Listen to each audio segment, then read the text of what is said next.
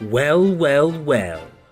Jane Fonda, Hanoi Jane, actually has the gall to show her plastic face in public. This traitor to America who collaborated with the enemy during the Vietnam War, putting American troops' lives at risk. Every time this liberal bitch shows up on Andy Cohen, flaunting her geriatric body, pushing her feminazi agenda, is a slap in the face of every Vietnam veteran and every American veteran of a foreign war. American veterans, the most infallible people to ever exist. I didn't watch my buddies die face down in the muck so that this fucking strumpet, this fucking whore, this fucking Whoa, easy there, big fella. Why don't you just take a break and cool off for a bit?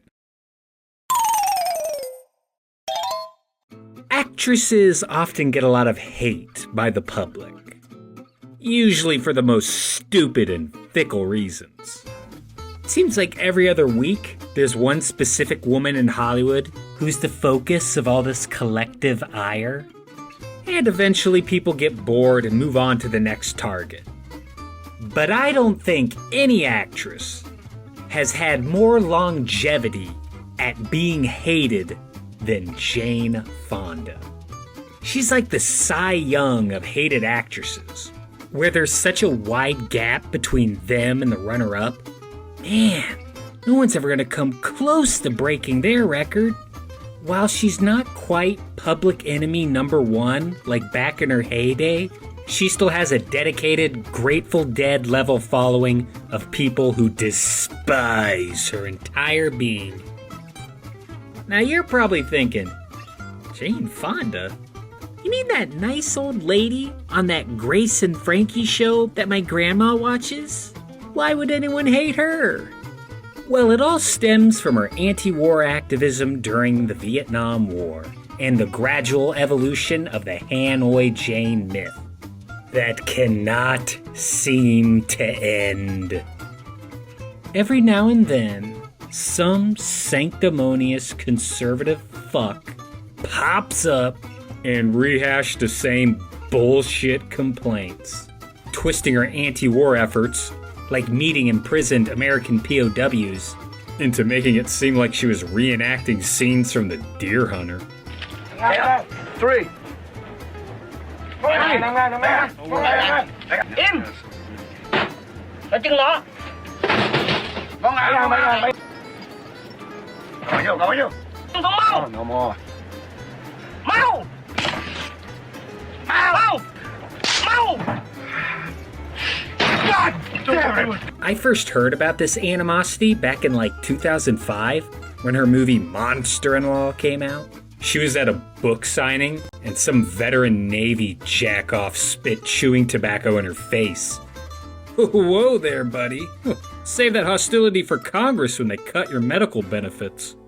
These people are more mad at her than the actual perpetrators of the war. Not Eisenhower, not Kennedy, not McNamara, not Johnson, not Westmoreland, not Nixon, not Kissinger. Nah, you know whose fault this is? The chick from Clute. Although I gotta admit, I like reading the YouTube comments for these people. It's like taking a time machine back to 1972. Now, as much joy as I get from reading these, I think it's important to set the record straight. I mean, it's been 50 years and people still get this shit wrong. Let's combat all the hearsay and slander and give an account of what Jane Fonda actually did during the war and why. It's time to clear her good name. Jane Fonda was right all along. Well, now, friends, just lend an ear, for you're now about to hear the Ballad of Cat Ballou. Jane Fonda, of course, is the daughter of film star Henry Fonda, a well-known New Deal Democrat in his day. He often starred in movies about social justice issues and standing up for the little guy. So already, Jane Fonda is being indoctrinated by liberal Hollywood.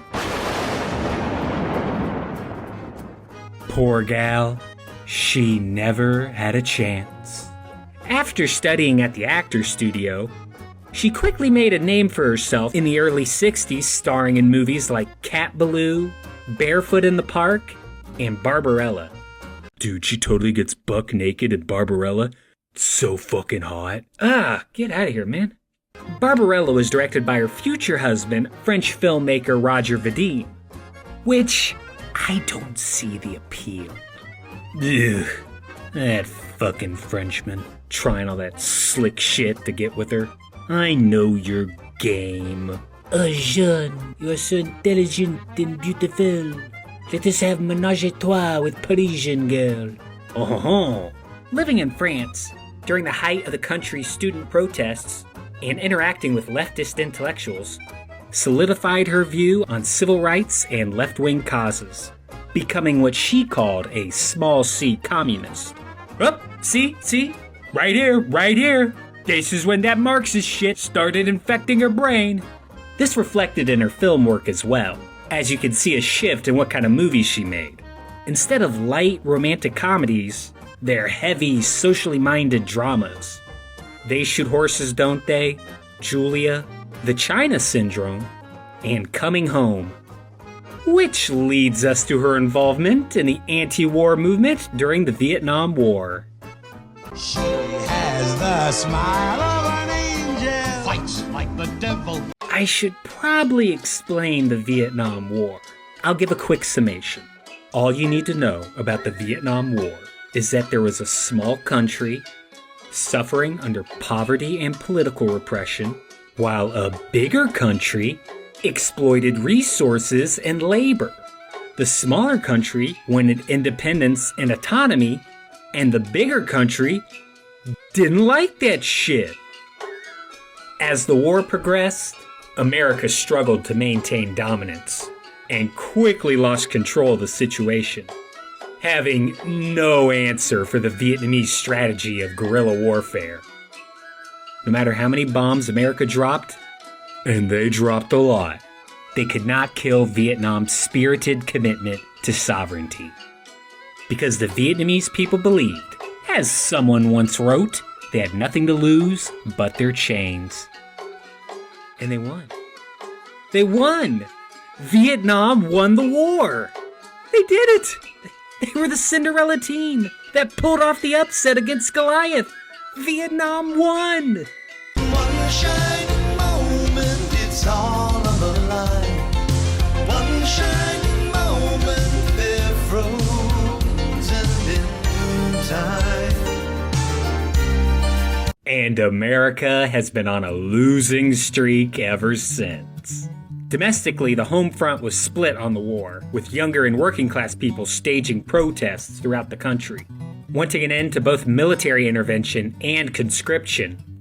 Numerous celebrities and entertainers opposed the war as well, with Jane Fonda being one of them.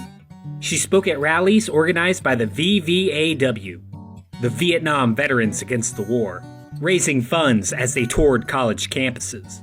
But it wasn't just civilians that were protesting the war, but also actual servicemen within the armed forces. The GI movement was a resistance movement within the American military that was against the war. This was everything from anti-war underground newsletters, GI coffee houses where soldiers would collaborate with civilian anti-war activists, open and covert refusals to military commands, desertion, and, if it came down to it, fragging, killing your superior officer. There are over 900 instances of fragging, often in response to some nut commander trying to make a name for himself by leading the platoon to certain death. Alright, men, we're advancing into enemy territory. It'll be uphill through deep forestation, with a high number of booby traps. It's a long shot.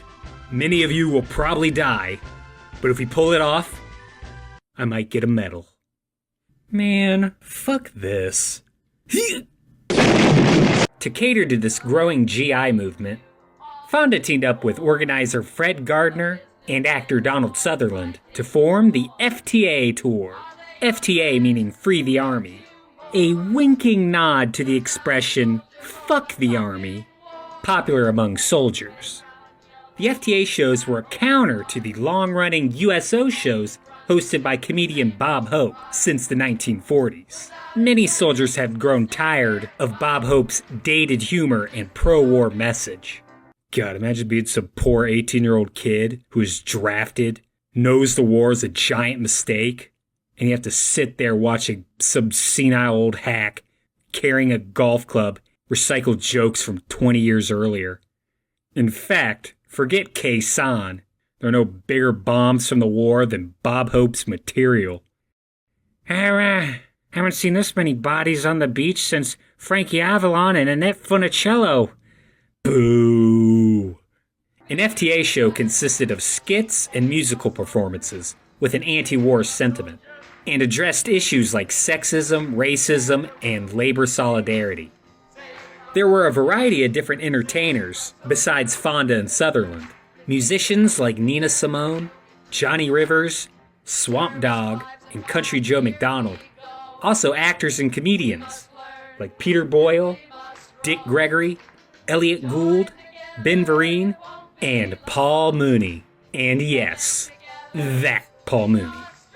White people love Wayne Brady because he makes Brian Gumbel look like Malcolm X. These shows took place at military bases throughout the United States, Japan, the Philippines, and the Pacific Islands. Fonda and them all supported the troops, and the only way to do that was to end the war and bring them home. The Vietnamese are merely fighting to defend their country from a foreign invader. America isn't there to protect anyone. They are just another military power bent on destroying people that are of no threat. So you can see that Jane Fonda's activism was on the up and up, and a very noble cause. I don't know why anyone would have a problem with it. So you guys can go ahead and like, comment, and subscribe. Wait a minute, Ian. You're not getting out of here that easy. What about the really bad shit she did? What about her trip to Hanoi? Being a propaganda mouthpiece for the Viet Cong? And those infamous photos of her next to that anti-aircraft gun? Gotcha now. Explain that. Explain that, you liberal fruit. Okay, first of all, don't call me that. I'm not a liberal. The big sticking point that so many people have with Jane Fonda, and never seem to let go, was towards her trip to Hanoi, Vietnam. The face of an angel. I say she's the devil. It all started when she was invited by the North Vietnamese to help bring a spotlight to President Richard Nixon's impending order of underwater explosives to be used on the locks and dams of Haiphong Harbor. By destroying the dikes, water from the Red River would flood the harbor, drowning the rice crops and prevent food from being imported, and the ultimate goal of starving out the Vietnamese. This would give the United States leverage when offering any relief during peace negotiations. This plan had been floating around since the Lyndon Johnson administration, who thought the idea was too fucked up even for them. The Nixon administration, however. Now, it wasn't uncommon for Americans to visit North Vietnam. Teachers, lawyers, doctors, biologists, clergy, activists had regularly gone to Vietnam in the mid-60s to aid Vietnamese citizens in any way they could. While in Hanoi, Jane Fonda was visiting hospitals, schools, museums, with air raids being a frequent occurrence. She did a few broadcasts for Hanoi radio, which consisted of her pleading to American pilots to recognize the Vietnamese people's humanity. So it's not quite the Tokyo Rose femme fatale that critics try to portray her as. Also, I'm sure someone will bring this up in the comments. Who am I kidding? No one comments on these. On the broadcast, she said that dropping bombs on civilians would make American pilots war criminals. Which, is true? Like, I don't know how you can argue with that. If you drop a bunch of bombs on people killing them, what do you think that makes you? And don't give me that just following orders excuse. That shit didn't work at Nuremberg, and it's not gonna work now. Jane Fonda also visited American prisoners of war, bringing them letters from home. All 7 of the POWs she met publicly called for an end to the war, signing an anti-war letter sent to the American delegation in Hanoi.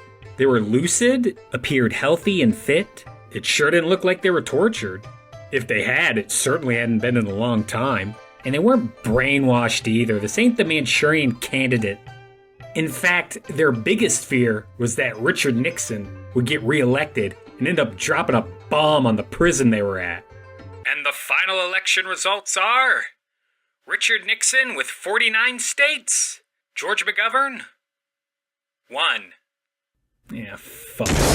On the last day of her trip, Fonda went to see a military installation. Not unusual for an American visitor to see. She was hesitant at first and wasn't particularly interested, and had told the hosts as much beforehand. But whatever, last day, on your way out, just be polite and get it over with. Wearing the required helmet, she is greeted by soldiers along with a crowd of photographers and journalists.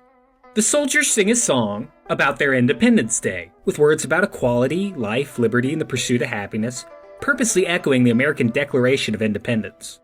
Fun fact, Ho Chi Minh, the revolutionary communist leader of Vietnam, was a big fan of American ideals, and he thought the US would sympathize with Vietnam's struggle for independence as similar to their own revolution against the British monarchy. Nah, man, America's cool. They're all about freedom and democracy. They'll love us declaring independence. They did not. After their performance, Fonda is asked to sing in return. Freebird! That song hasn't been written yet. She sings a Vietnamese song she memorized before leaving the US. De Ma Di, a song written by anti-war students in South Vietnam. She admits to probably butchering the pronunciation, but they appreciated the attempt. Now, she's standing right next to the anti-aircraft gun, and at one point she sits down, and unfortunately, photos were taken while she was laughing and applauding. So it kinda has a bad look out of context. As Jane Fonda walks away, she immediately thinks, oh my god, people are gonna see those photos and think I'm trying to shoot down American planes. Henry Fonda's daughter gone rogue. She pleaded to her translator that the photos aren't published, and was assured they wouldn't be, but that ended up happening anyway. Ultimately, she blames herself for the lapse in judgment and allowing it to happen. Fonda's only regret during her entire anti-war activism was allowing herself to be photographed on an anti-aircraft gun, since it sent the opposite message of what she was feeling and doing.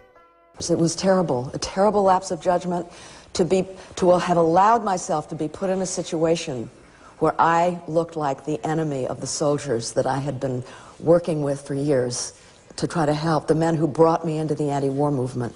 It was like a knife into my heart, and I will go to my grave regretting it. Oh, come on, Jane. Wasn't that bad? It's not like during that time you did something truly regrettable, like serve in the American military. Seriously, if I was a Vietnam vet, I'd hide that shit and hope no one finds out about it. Hey, did you serve in Vietnam? What? No, I swear, I was only there as a sex tourist.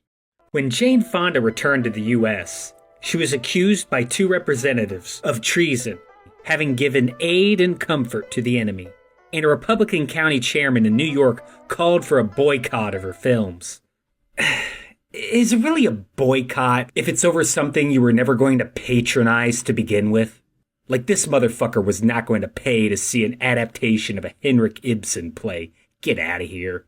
The Justice Department found she had violated no statutes or committed sedition, and that there would be no prosecution. Attorney General Richard Kleindienst stated that there was little in regards to proof, and that free expression outweighs any interest of prosecuting a young girl during an election year who may have been acting foolish.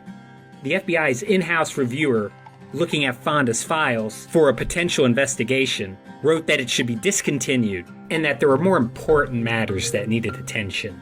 The entire basis of investigation only being pick someone you don't like and then start investigating. Jane Fonda's goal of bringing a spotlight on the Red River bombing campaign that the government denied was successful. Footage and photographic evidence she presented at a conference in Paris showed how strategically concentrated anti-personnel bombs had caused craters around the dam's dikes. The bombing soon stopped in August of that year. The trip itself wasn't a big story publicly, with no television coverage and just a single article in the New York Times. Again, she wasn't the first American to visit Hanoi. Over 300 already had, 80 of which did radio broadcasts just like her. She did not encourage defections, and nothing she had done caused POWs to be tortured. By 1969, the North Vietnamese prison camps stopped the use of torture, 3 years before her visit. So it seems like that would be the end of this story. But, like a Friday the 13th movie, just when you think the killer is dead, Richard Nixon pops up out of nowhere to strike back at a pettiness. In 1973, U.S. POWs had returned home in Operation Homecoming. This was deliberate by the Nixon administration to position it as some sort of victory while bombing continued in East Asia. Best way to do this was by demonizing the North Vietnamese. The torture of POWs became the justification for escalating the war. High-ranking senior officers, the die-in-the-wool military lifers, were the POWs handpicked by the White House to go on a media circuit telling stories of torture. This made their stories become the official narrative and imply that all POWs had been subjugated to systemic torture. Dissident POWs, who were outspoken in questioning the legality and morality of the war, and were more or less treated benignly by the Vietnamese, were portrayed as conspiring rats who should be court-martialed and were certainly not allowed access to the media. One of the hand-picked POWs, a Lieutenant Commander David Hoffman, claimed his meeting with Jane Fonda, as well as a meeting with former Attorney General Ramsey Clark, caused him to be tortured. That is, he was tortured and forced to meet them and feign opposition to the war. However, Hoffman appeared numerous times the next year with anti-war visitors, signing anti-war statements and being verbal about his opposition to the war. He never said any of those meetings were because of torture, but the Fonda meeting was more publicized. And Richard Nixon wrote to Chief of Staff H.R. Haldeman to make sure during their TV appearances that the POWs have the worst quotes about Fonda and Clark, but the info can't come from the White House. Richard Nixon. The man held a grudge. The other POWs that Fonda met, like Lieutenant Colonel Edison Miller and Navy Commander Walter Wilber, had said the visits were voluntary. In fact, many other POWs wanted to meet Jane Fonda. I mean, who wouldn't? And none of them, or anyone they knew there, heard or saw any torture in the compound, including Norris Charles, David Hoffman's roommate. With torture by the Vietnamese having stopped in 1969, many POWs are on record describing how the camps improved. Food got better, they were allowed roommates and given time in the game room to exercise and play volleyball and ping pong. Also, it's kind of silly to be tortured because you don't want to meet a celebrity. Meet Jane Fonda, damn it! She came all this way. Be polite to our guest. No, I refuse. It's important Vietnam remains a puppet state so American businesses can extract greater profits. Ugh. Angered by the White House's distorted picture of what occurred, Jane Fonda lashed out, saying POWs who claimed systemic torture were liars, hypocrites, and pawns. She said that while she was sure there were incidents of torture, those saying it was a policy of the Vietnamese were lying. Fonda apologized for these statements, admitting that she wasn't aware that torture was systemic pre-1969. Her anger was not at the soldiers themselves, but at the Nixon administration, cynically manipulating through deceit to blame her for the torture of POWs. She was never anti-soldier and never blamed them for the war, or any of the atrocities committed. It seems like the hate for Jane Fonda will continue, There always seems to be some opportunistic politician or partisan writer who will perpetuate the Hanoi Jane myth to get cheap pops from their reactionary audience oblivious to the truth. And it'll continue as long as people believe any action the United States military takes is justified, no matter how many war crimes we commit. You know, Jane Fonda should just lean into it at this point. You know, start stealing some valor. Yeah, I was in Nam. Seen some shit. But there's a positive story in this. The face of an angel. I say she's the devil. When filming the movie Stanley and Iris in Waterbury, Connecticut, an uproar was launched by local far-right groups to have Fonda banned from the town for treason. A large population of Vietnam veterans caught on with this, having a lot of residual feelings of anger and frustration over the war.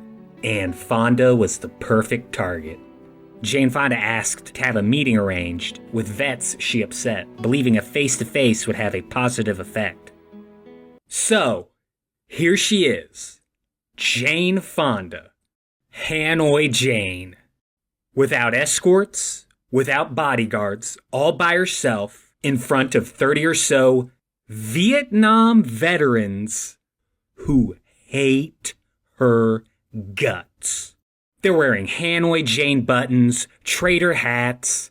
One veteran, Rich Rowland, carried an ace of spades, the death card, because his Marine Corps company, the Delta Death Dealers, God, soldiers are so fucking corny, would leave the card on enemy corpses they killed. Rowland planned to throw the card right in her face. But he never did. After 4 hours of raw, emotional back and forths, by the end, there was a greater understanding of their different perspectives. The bitterness of the veterans subsided as Jane Fonda explained her motives, how the government lied to them, and they were able to vent their pent-up frustration that they've held for all these years, allowing them to finally begin to heal. Two divergent places, coming away with empathy by really listening to each other. Oh, and they ended up raising like $27,000 in food donations for children who had birth defects as a result of their parents' exposure to Agent Orange in Vietnam. See? You can't hate this woman. She's awesome. Now, I'm sure she's not perfect. She's done some pretty lame movies in the last few years. I guess the worst thing she ever did was marry Ted Turner. And really, as far as billionaires go, he's easily the best of the bunch and by far the least evil. Like, it's not even close. Ted Turner was an environmentalist. He created Turner Classic Movies. And he owned World Championship Wrestling in the 1990s. Which means there is a small percent chance that Jane Fonda knows who Scott Steiner is. You see, when Big Papa Pump comes to town, all my hooches come around. She's mean and evil through and through. So, I hope you come away from this video with a better understanding of Jane Fonda's anti-war activism, and how not only was it just, but morally righteous.